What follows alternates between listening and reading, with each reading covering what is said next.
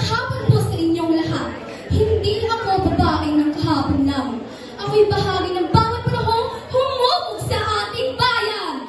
Ako si Victoria Denise Tomasian mula sa 7 baitang Pangkat Romance. Lakambing na mulat, matapang at marangal.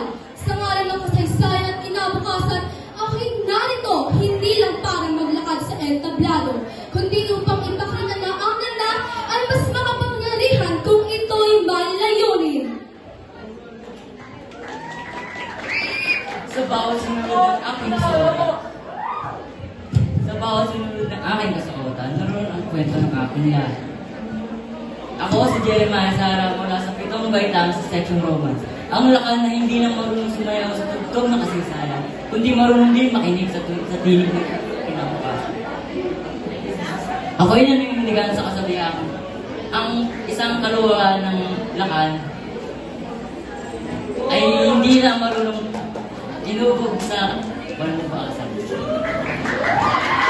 Kami ang tinig, kami ang lakas, kami ang kinabukasan ng bagong Pilipinas.